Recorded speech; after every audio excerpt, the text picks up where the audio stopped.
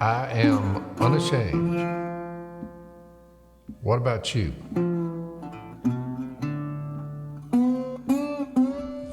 Well, it's interesting, Jase, because as of yesterday, our ministry lives have changed. I mean, you and Missy have been already doing worship at church.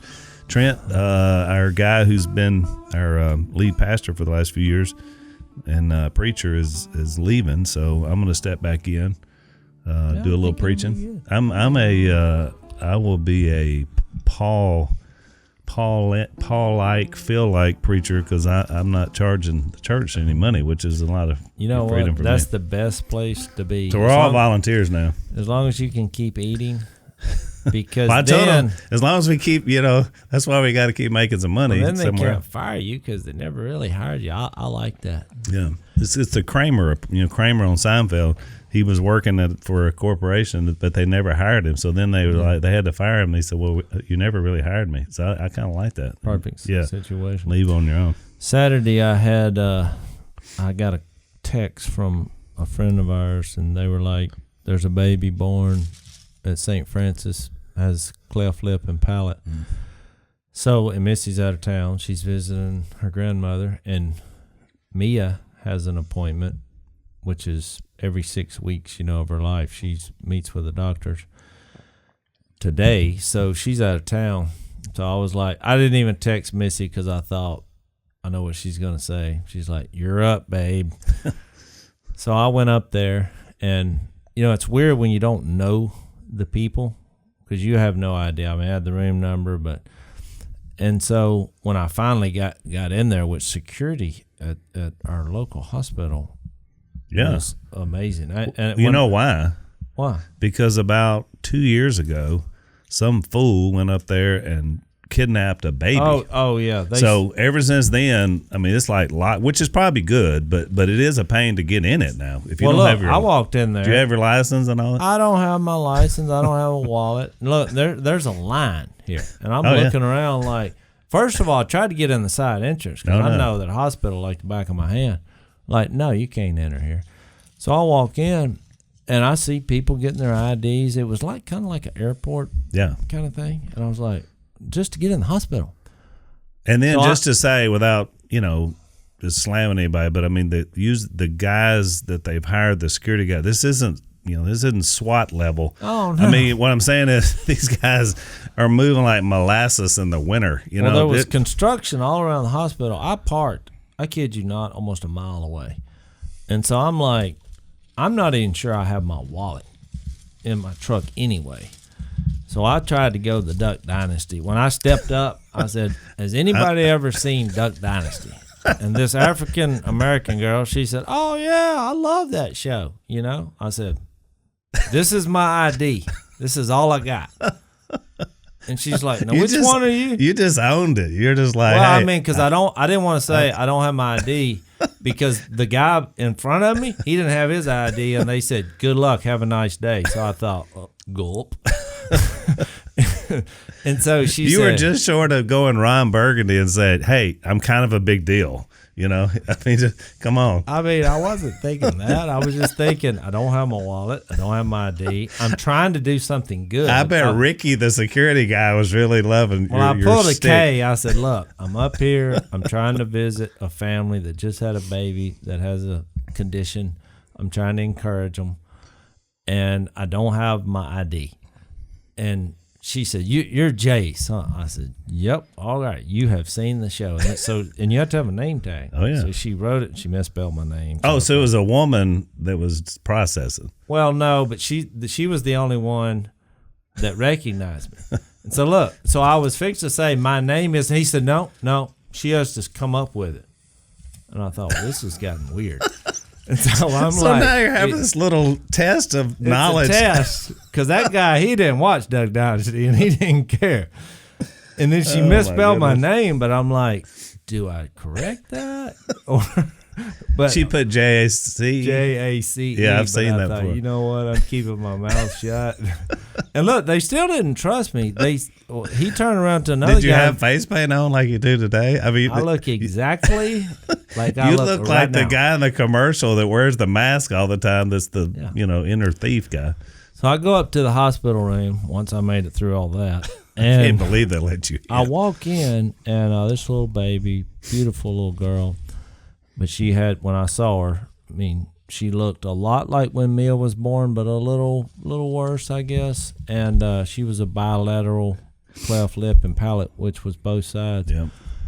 And the mom was sitting up in the bed, and the dad had a Saints jersey on, which I thought, okay. And they both had smiles on their faces, and one of their friends was holding their daughter, which I was kind of surprised because looking at her condition, I was like, I can't believe she's not hooked up to something, because she looked like this is going to be a tough road. And so I started telling them who I was, and they were, oh, yeah, we know, and thanks for coming up here. But they were as happy and as positive and as pleasant about, their baby had been born 24 hours.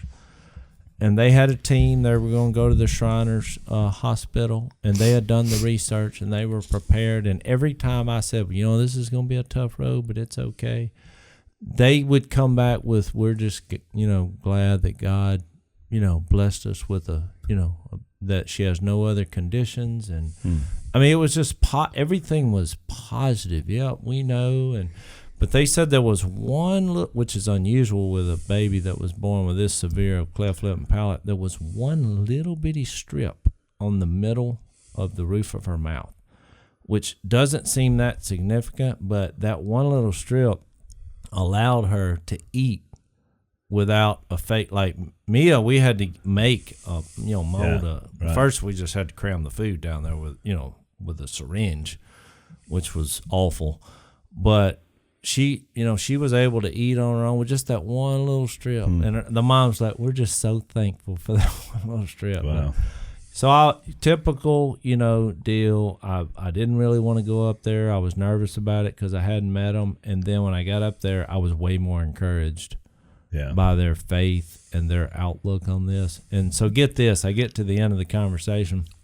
And did they know who you were? They knew I was, but they didn't mention this till the end. They said, well, we met with Missy.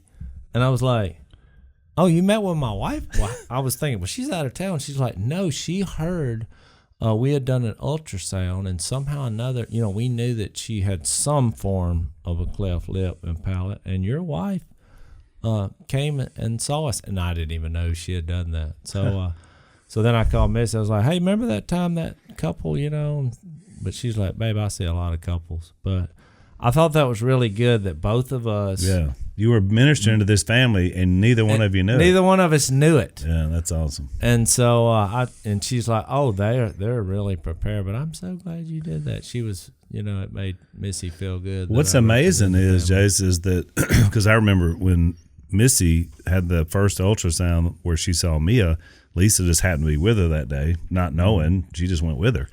And I just remember how hard that day is, because that is even harder in a sense, because then like what you're facing, and that's you never want to hear uh-oh in an ultrasound, right, which is basically, what we heard.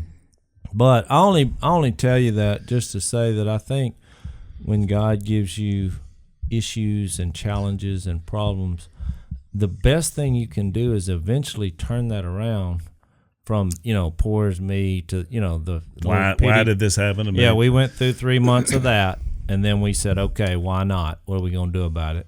And we took that from John 9 instead of asking, why. Yeah. We were like, well, what are we going to do about it to glorify God? But the best thing you can do is eventually turn that around and help other people. Right. And just me being there saying, here's my email if you have any questions, because you're going to have them. Because most people don't realize this is something that's not correctable. It's managed, especially with a condition as severe as she had. So for the next 18 years of her life, number one, she's going to have a doctor's visit every 6 weeks. She'll have numerous surgeries. And it's little stuff like, what do you do when your kids out of school for 3 months. Just finding creative ways to pass the time. And well, plus like you said, the eating.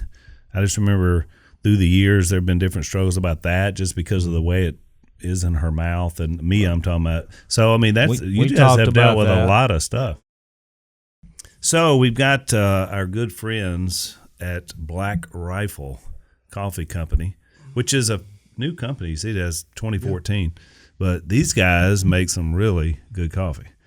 No doubt. We love it. I would not say it was if it wasn't. I mean, I feel kind of like a weapon when I drink it, which I guess I've got one of these coffee makers. I go 5 dips. They're kind of mounded up. 1, 2, 3, 4, 5. Right. Over in there, it fills up the tray that holds your coffee grounds. Put you the thing of water in it, not quite a full canister of water. Well, I can save you some time here. Don't do the 5. Just take the bag. You want to talk about Black Rifle? This is black. I do the same thing, but look, I just dump the bag as far as possible. Yeah. Yeah, it makes it work. So anyway, this company, we love them. They're veteran-owned. They make this premium small batch coffee.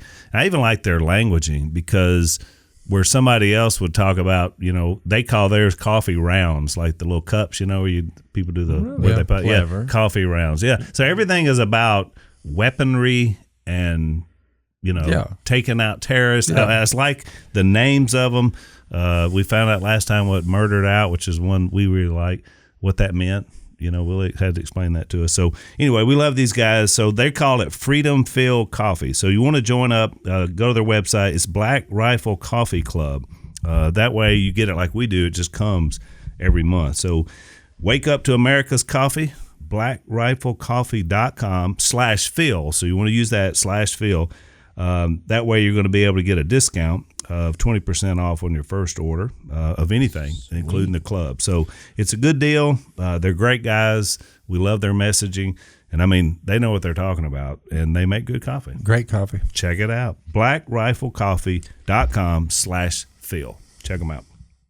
So tell the audience, just because there's a lot of people that have followed me a story in the family for years, and we've been off the air for so long now, kind of where she's at, how old she is, what she, how she's 16 now. She's had at least 10 or 11 major surgeries and a lot of other procedures. And it's something that she just had a surgery on her ears, believe it or not, because, your ear, nose, and throat are all connected. And that was kind of a crazy thing. One of her ears started bleeding. And first, you think it's an ear infection. And after a while, it was something that came from her condition, so they had to go in there and do surgery on that.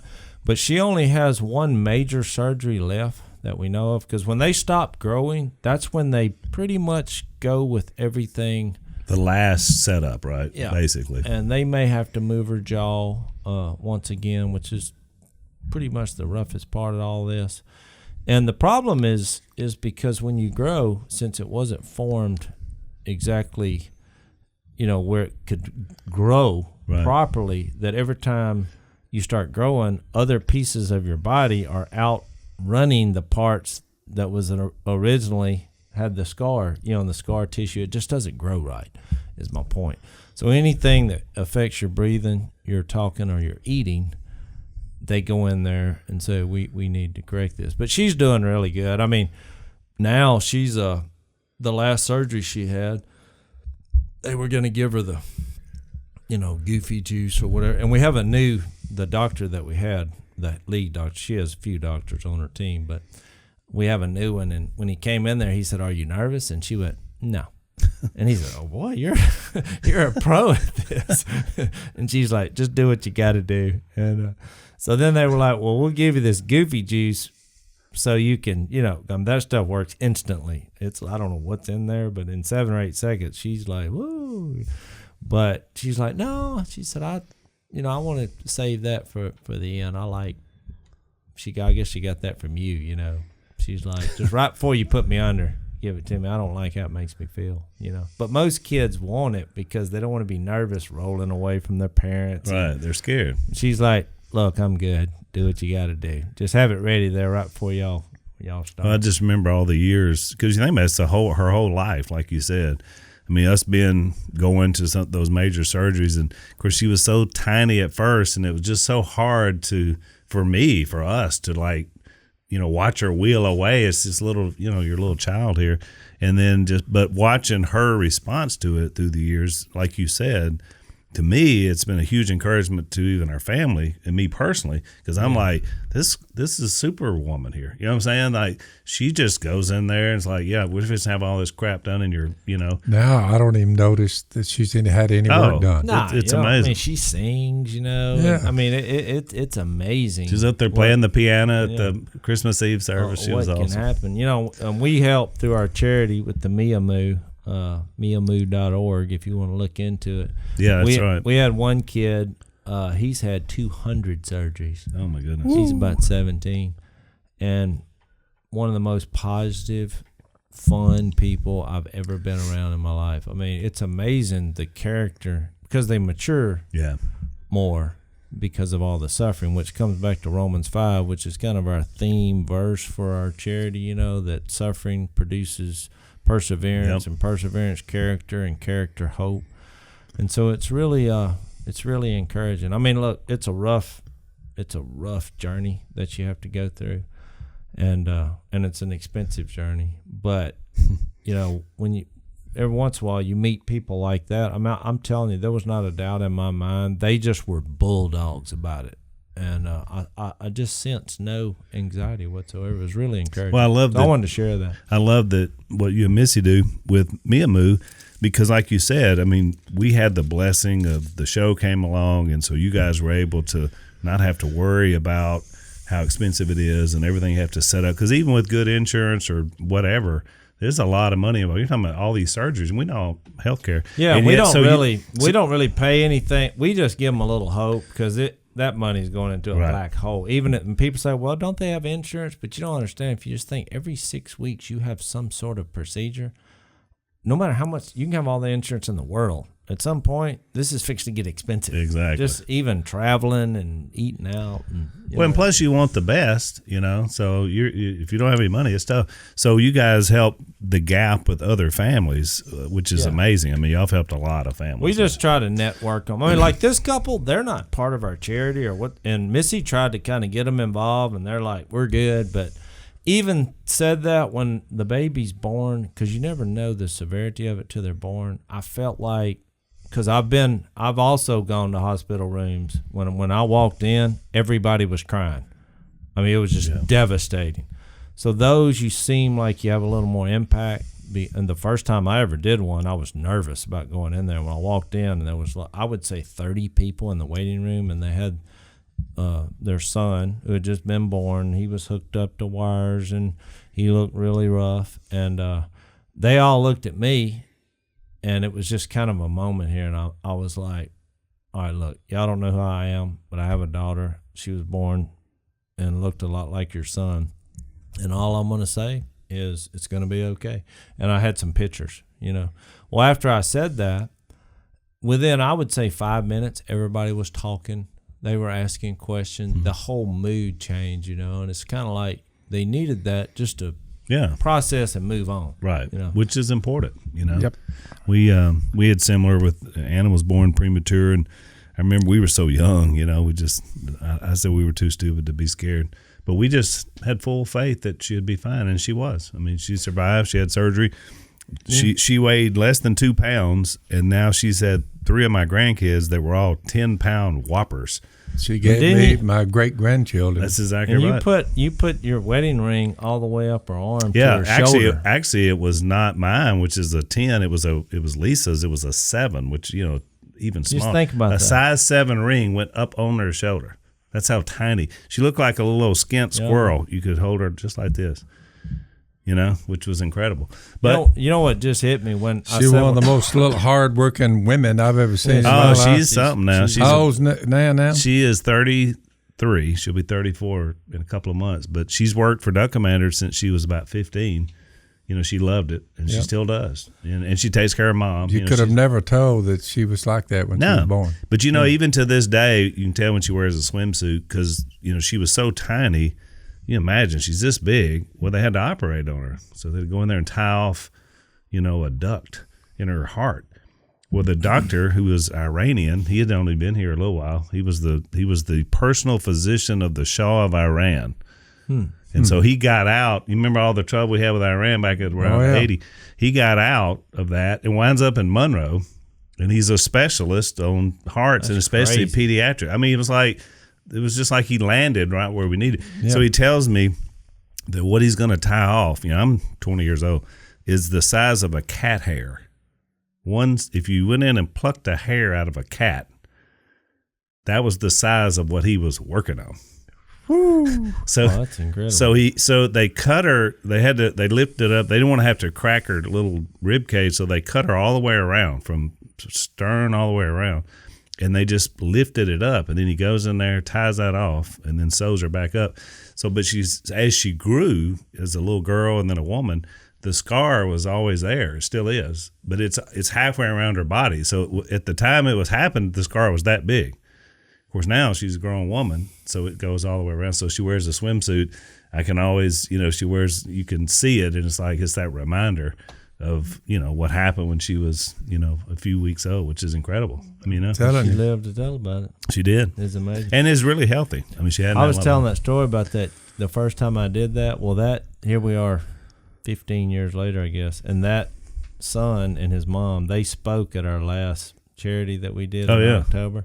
Yeah, he got up and spoke. It was short, sweet, and to the point, but it was awesome. And the mom was crying, and she got down, because we're trying to raise money at that thing. She's like, "I'm so sorry I cried." I was like, "Oh no, that was awesome." I said, if that didn't loosen the wallet. That's right. But it's more just them being so positive. I mean, you go through all these surgeries, and here she is, having to do it as a single parent. Yeah. I mean, that's rough.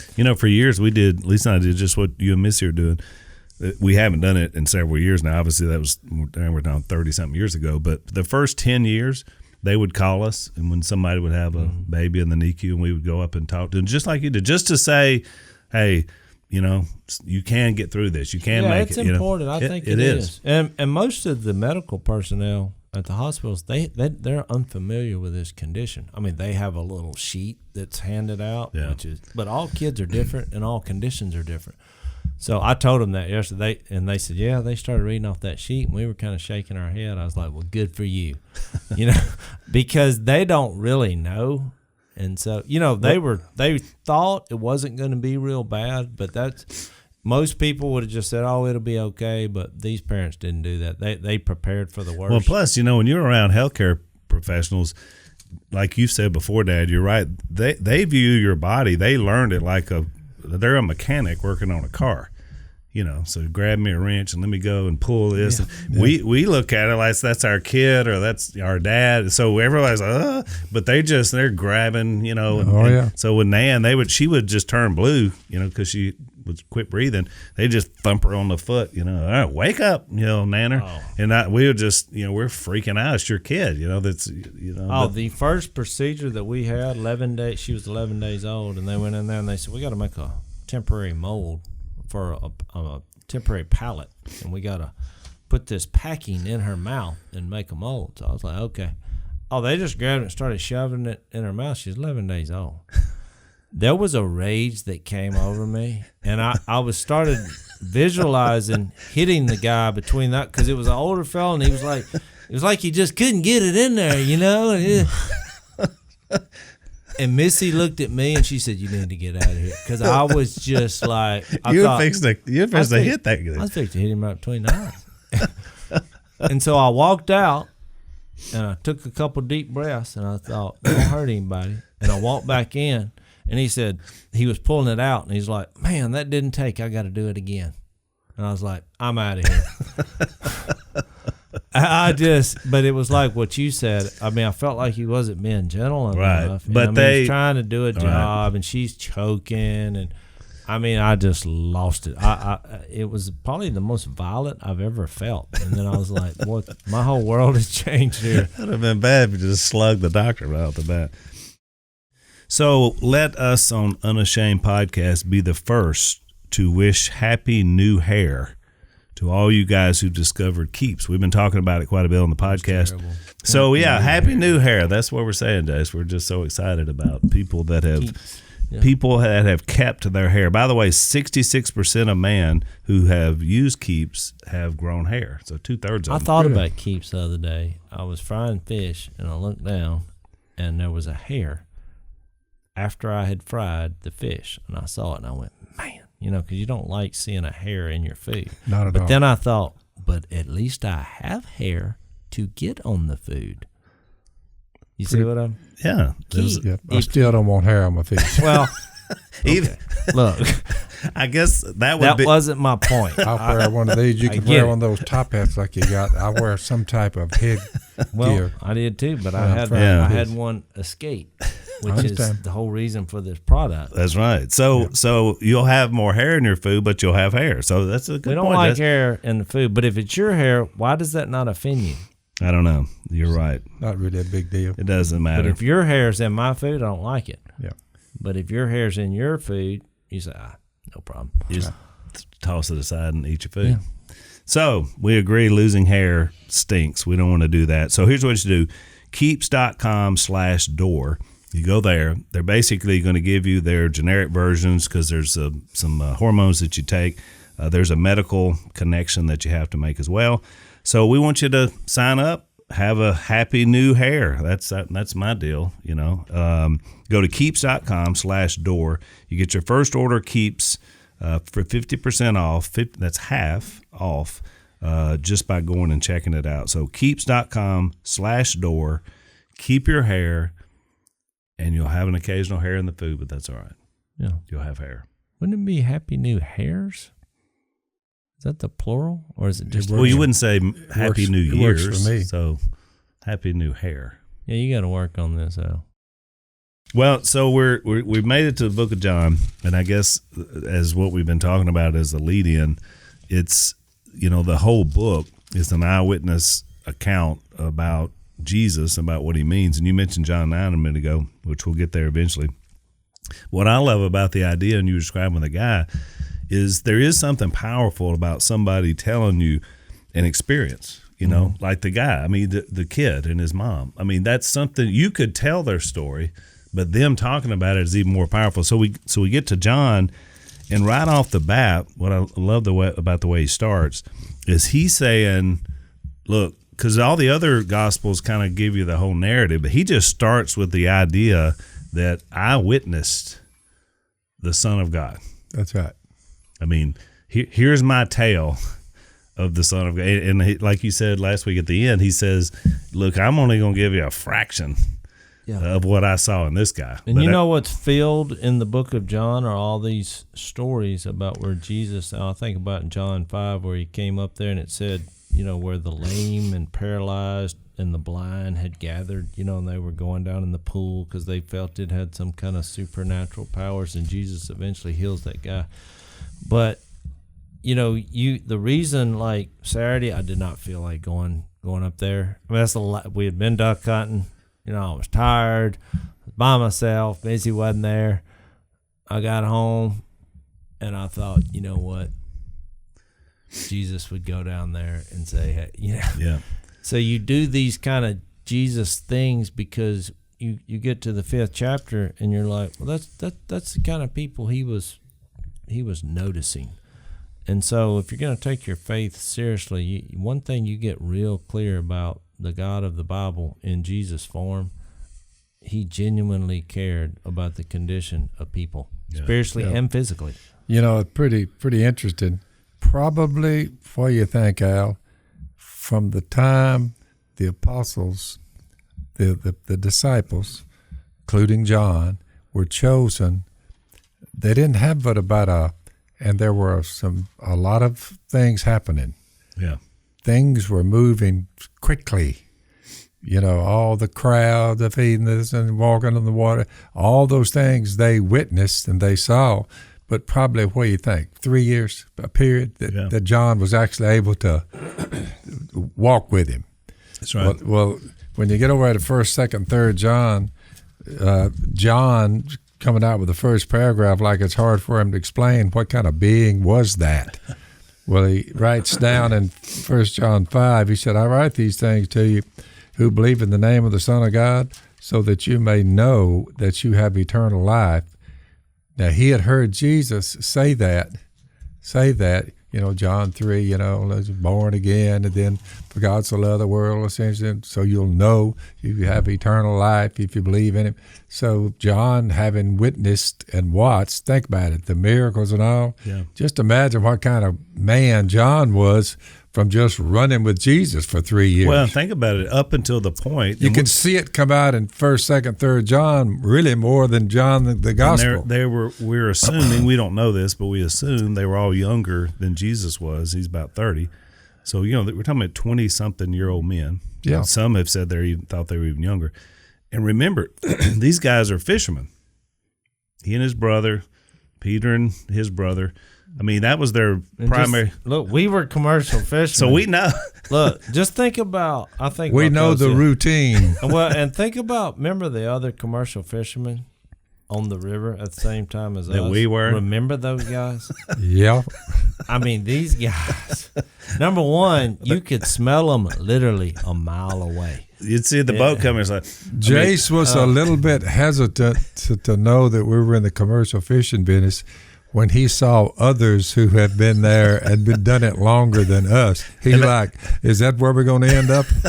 And they weren't very old. Who knows, Jase? They weren't very old, but they all looked way old just from that river. You know what changed my perspective? Because I used to like fishing, even though the money wasn't very good and you stunk.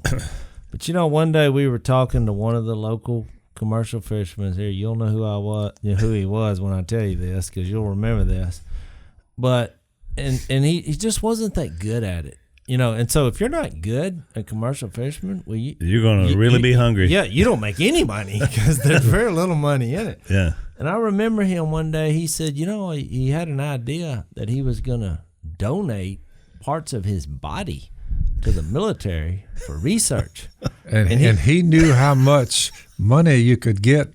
He started with fingers, hands, arms, and then legs. He was saying, well, and then he what got he into could do organs. without, what he could do without. And I'm like, man, that was his retirement plan. Yeah. Well, look, you're laughing, and I laughed at first because I thought it's sad. I know I shouldn't be laughing. But I thought he was kidding, and then I'm like, this dude is serious, because he started, I forget which organs, but he was like, man, that thing get you $25,000. Yeah, And a good kidney, a good active kidney. Well, dude, there's a reason, God gave you 2 of them, and he's like, that's what I was thinking.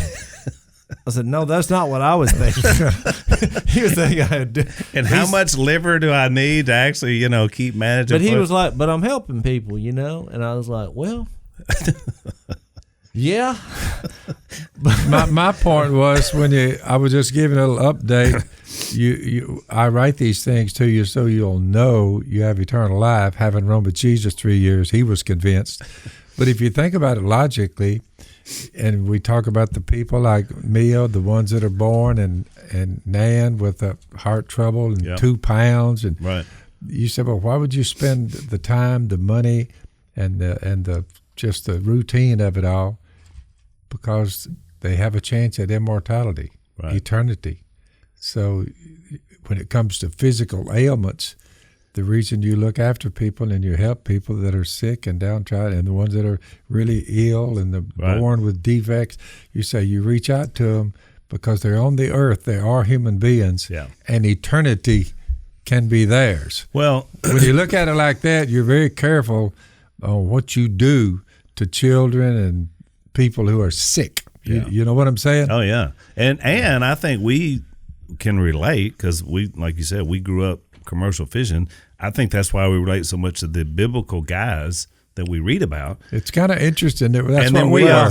I mean, when Jesus came up there and said, drop your nets and I'll make you fishers of men. I mean, they're like, okay, let's go. If there's a way out of this. I mean, because commercial fishing, as much fun as we had doing it, that's a hard way to make $1. It's unpredictable. It really rough. Your hands. But we laughed because we realized, and this happened 2 different times with Jesus and his initial disciples, is that the way he impressed them was almost a miraculous catch a fish. I mean, a boat full of fish. That's how Peter first came in, remember? Yep. And they were like, Lord, you're a great rabbi. I mean, I'm paraphrasing, but it's like, but we know what we're doing here. And he says, we'll put it out over there. And they do it. All of a sudden, if you want to impress commercial fishermen, fill up the boat with fish. Well, he caught That's 153, but Phil and I know took note when it said and not a mesh was broken. Not a mesh was broken. That's right. hard to do that. Look, as much time as you fish, you spend the other time mending the net. I have so many visual memories of Dad because he was a lot better than we were at it. But just nets being strung out all through the woods out here where we're sitting, and he'd just be out. You'd spend a whole day. Oh yeah, mending nets. Well, you'd dry them and mend them. Many days, many days. And I'll tell you another thing. It was so tempting sometimes when you're frustrated, especially when you had a trammel net, and you're instead of untangling it, you're just like, man, I could just break those two. I could just pop those two right there and just slip him right out. It was so tempting because you were just like. But you knew, then you got to go back. Well, if Phil got wind of that, that's a butt whooping. So, but here's the point that I think is amazing. So we've established, obviously, John, how would he know? He's a fisherman, and he hadn't been, he spent the 3 years with Jesus. And the opening line of his book is, in the beginning was the Word, capital Word, and the Word was with God, and the Word was God. He was with God in the beginning. He just went all the way back to Genesis 1. Yep. And linked it together that this is the guy. Because, as you get into the whole first chapter, you realize he's talking about Jesus when he gets down to verse 14. This is a guy who's a commercial fisherman. And as far as we know, I mean, it wasn't like they were all Jewish rabbis or had, great theology about the Old Testament. No. And yet, just from his witness, that's how he starts his book. I mean, I'm impressed by that. I mean, that's like, yeah, it's a weird thing. A lot of people, they start reading that and they're like, what does it mean? Because it's word and it's capitalized. And if you look at the Greek word that's translated into English, it's logos, the logic of God. Or when you think, why did they translate it word? It's like the communication of God. Because here's this being that can make humans from dust, make universes and stars and, a woman from a rib. Well, you're going to have a hard time relating to that. So the communication aspect of God is the Word that became flesh, because you get to 14, which we always read John 1:1. Then we'll skip down when we're sharing Jesus individually with people, because they're confused by that. Yeah, what does that mean? In the beginning was the Word.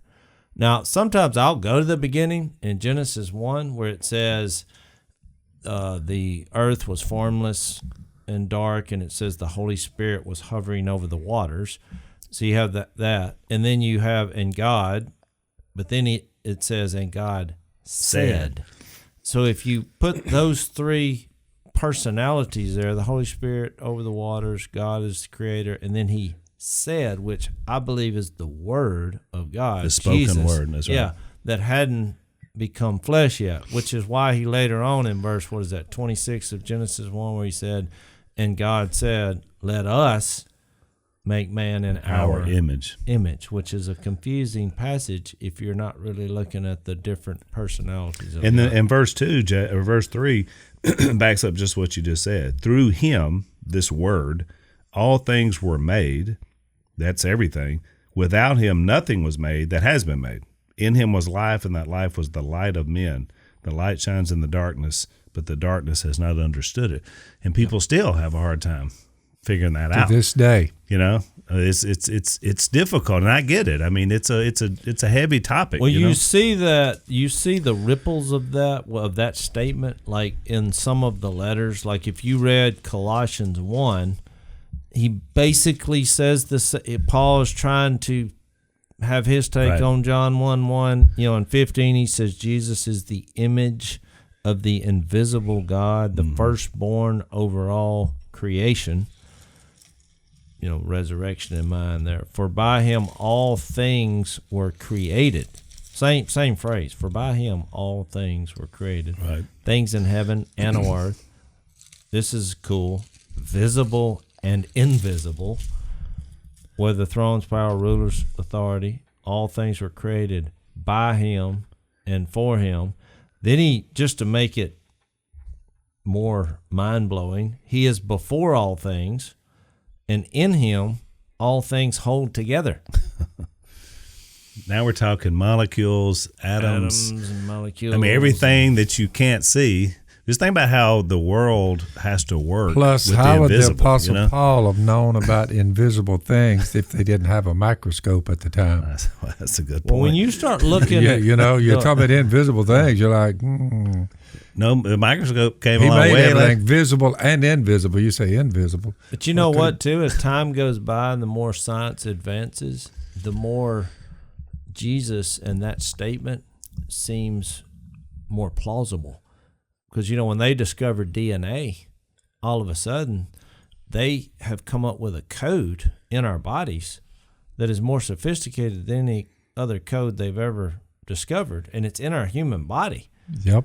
And so all of a sudden, they're like, oh, look at what we found. But then all the people who are familiar with Colossians 1:17 say, well, who wrote that code?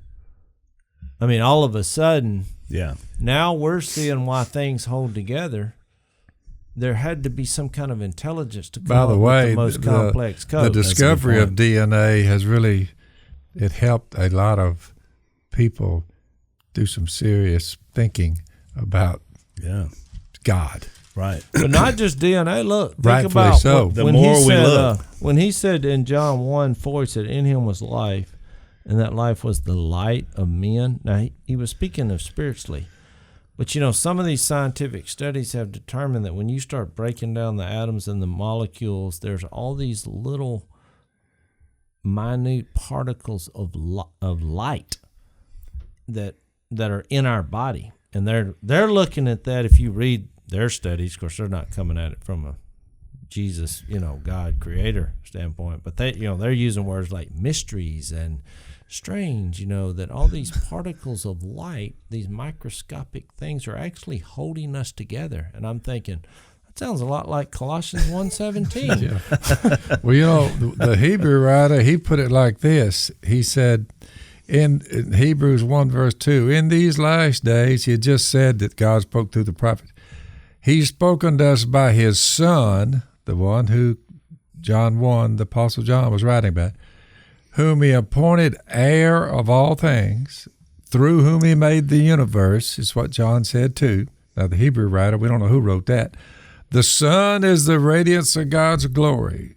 He's the exact representation of his being. And listen to this, sustaining all things by his powerful word. So that comes up again in Hebrews 1. After he had provided purification for sins, his death on a cross, he sat down at the right hand of the Majesty in heaven, which means the only way you could come from a tomb and end up back where you came from, there would have had to have been a resurrection in there somewhere. Yep. So he became as much superior to the angels as the name he has inherited is superior to theirs. The question ought to be in everybody's mind, how did these different individuals 2,000 years ago dream up this story? I mean... Well, it's impossible. I want to say this, look, because I want our readers to follow this. Or tell a big lie, and I'm like, what? I want our readers to follow this as we go through John, not just John, the entire Bible. But specifically in John, you'll see three things, because we started talking about DNA and, us being made of particles of light. But what I noticed is my perspective changed and my faith was enhanced once I started looking at God's DNA. And you'll find three concepts specifically in John that keep coming up. Light, because he doesn't turn on the light. It refers to him as he is the light. Yep. Life, same thing. He didn't become life. He just became flesh. He is life. Right. That's why when he died, I've said many times, he couldn't stay dead. And you say, why? Because he is life. Yep. Can't die. Yep. That's why he came back. And the other is love. And although it doesn't specifically use the word as much as light and life in the book of John, it does. You remember John 15 where he's like, true love is, laying down his life for his friends, and that's what you are. But his love is more shown. And that's why we brought up the man born blind, the cripple at the well, the Samaritan woman had been married 7 times. And really, when you think about what love is, if it's not acted upon in the way you live your life every day, I mean, let's face it, Jesus got up every day and he declared and showed his love. And ultimately, he did it on a cross, which is where we're getting. But if you want a Sunday morning sermon, God's DNA, and you just think, if you're going to be a God or be a hero, or we're going to put your faith in it, those 3 qualities, that's what makes a God. Yep. If you're light in your life and your love, you pretty much got everything covered. And you never make a mistake in any of the 3. That's right. And look at the opposite. You're never lost. You're never in darkness where you don't know, where your way is. There's no death and everything that goes along with that. And then you always have a way to respond in every situation, no matter what. Well, that pretty well covers it. And so that's who God is. So and if we aspire you'll notice to that. Yeah. So we aspire to live that way. The closer you can live those 3 principles, the more you're like Christ, which is what Paul said. Follow me as I follow the example of Christ. I had a guy, Al, and I'm not going to say his name because I don't want to embarrass him, but we were going to teach a class in the book of John, and he's like, let's work on an outline. I was like, okay. I was like, well, you work on one, I'll work on one, and then we'll get together. Well, when we got together, and this guy's a real deep thinker, his was like 21 pages. He had every chapter, all the verses. I had 1 sentence, which is God's DNA is life, light, and love. I was like, that's the outline. And he was like, well, I've 21 pages. I said, well, let's meet somewhere in the middle, a little toward my end. Because my point was, no matter what chapter we're in or what verse we're reading, it's going to come back to those principles in your life. Those are your 3 answers to whatever problem you have. Yeah. That's why we put our faith and trust in there. But you'll notice that as we read, you'll see those 3 principles in every story that we read. And Jase, you just gave our audience a little homiletical lesson without even, saying you were teaching it. Now, most people don't know what homiletics is. That's right. So exactly. You need to explain that. But it's how you go about presenting a message. I don't know. That's why what the word means. Homiletics. And some different groups have their sermons are called homilies, which is out of that Greek word from homiletics. It's basically just a sermon or how you do it. But Jase just did it beautifully because that's what you do. The Bible seems so big, but the concepts are not that big. It's just repeating those concepts over and over again. That's why there's so much argumentation. I can use a big word for me. That's in the religious world, because they get so focused on the trees, and I mean that by the verses, going verse by verse, one by one, they miss big picture concepts. That's right. You just think about it. If you have an argument about a verse that really doesn't mean anything in the grand scheme of things, and you get mad, and you go your separate ways, because I can't believe they believe that. Well, you violated pretty much those principles of light, life, and love one altercation. I remember I had a huge argument with a fellow. We completely disagreed on a concept in a verse, and I read a verse. I said, "Well, here's a verse I want to read." And I read the verse, "Greet one another with a holy kiss." And he said, "What's that got to do with anything?" I said, "Do you do that every Sunday? Do you greet?" Because it's pretty clear that's what it says, isn't it? He's like, well, that's what it says. He's like, well, I don't do that. I was like, now I could make a big deal on this because here's a verse that you obviously are not participating in. And I know you don't like this verse because if I greeted your wife with a holy kiss next Sunday, you'd be mad about it. And I'd go to this verse and say, I'm trying to live this verse out. And my point was, if you just take a verse out and try to apply it, and then make it your and without missing the whole point of what we're doing, that's the kind of garbage you get into. That's why context is important. I fly over to Romania, and guess how they greeted each other every time we got together? with a holy kiss. Super weird for beard stubble of another man on your face. Made me feel very uncomfortable, and yet that's their context. Yeah. For us, it's a handshake or the Well, side. the key word there is holy. Yeah, I mean, this is holy has nothing to do with the peck on the cheek. that's right.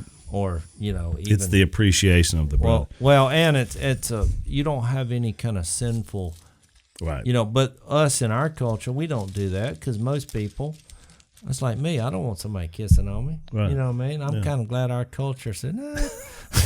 I take a rain check on that. Got a lip fungus they ain't quite identified. I have germaphobe tendencies, and you get into all that. Get over in Europe, it's on both sides. Yeah, that's what they were doing. But a new Christian, I could see it in our church because we're, I say this affectionately, we got a lot of rednecks. And some of them, if you go kiss a guy, he wanting to fight. And if you kiss his wife, you are going to fight. Oh, Yeah. that's That's fight. it. Yeah. He's like, what do you There's nothing holy about that for the redneck. I was greeting her with a holy kiss. Yeah, well, beat me outside, and I'm going to greet you. With the right hand of fellowship. That's right. An AR-15. All right, so somehow we steered there from our study. Next time we get together, we'll talk. The next guy up is John the Baptist, which is very fascinating in how John the Apostle talks about John the Baptist. So if you're so you got an assignment now. We're asking you to read along with us, and John. Now Jase is just giving us something else to think about. That's what I'm going to do this week because I'm preaching John this week. Is look for light, life, and love as you're reading through. It's a good thing to take some notes on. Probably enhance your study. Yeah. Which I think. And I want to hit this John 1:12 about God giving us the right to become children of God, because that same spirit that hovered over the waters at the first creation, I believe, is still hovering this day, ready to make new creations through Jesus. When John the Apostle went from John the Gospel, when he got over there explaining what he had seen, probably 20, 30 years later, when he wrote 1st, 2nd, 3rd John, he said, he said, if you love your brother and you do what's right and love your brother, you've been born of God. You're a child of God. Right. And another place, he said, by the way, walk in the light. If you walk in the light, you'll be walking as Jesus did. So the light, the love, the doing there it is again. It's amazing. It's interwoven through the whole thing. Yeah, exactly. I'll tell you what, as we continue through John, I'll just pick out a random verse in other places just as a thing. You will see those three concepts over and over and over. So all the way through the three letters he wrote on the back, after John the Gospel was written, right. And he wrote those three. But the same. Jase, you're right about that. Look, and over. Have you preached that at our church? Yeah, I think I mentioned it. I didn't preach You it. need to I preach did it. it in a class. Yeah, I hadn't preached You're it. either going to preach it or I'm going to stay there and preach it myself. I'm just saying, I'm going to tell you, the original thought is a forgotten source, by the way. It hit me in the book of John when I was reading those concepts, and the more I looked, and when it kind of grabbed a hold of me, I was ready to run through a wall. Well, there you go. That's why I'm bringing it up. All right, so we're off and running. We'll see you next time on Unashamed. So, our family from the beginning, even Duck Dynasty, everything, has been about getting the Word of God to as many people as possible. And YouTube has been a big part of that, which we're grateful for. Unfortunately, we're hearing from some of you that they aren't necessarily showing you every episode. So we basically got to let them know that you love this podcast and you want to listen to it. So there's a way you can help us out as well as yourselves. If you're not subscribed, subscribe to Dad's YouTube channel on youtube.com/Phil Robertson on Blaze TV. It's a lot of information. youtube.com/Phil Robertson on Blaze TV. That's all one. You hit the notification bell icon. This tells YouTube that this is content that you want. And we want to try to give them a thumbs up on the videos as well. So do that. That keeps us being able to make sure we get everything out because we want you to keep watching and listening to our podcast, Unashamed.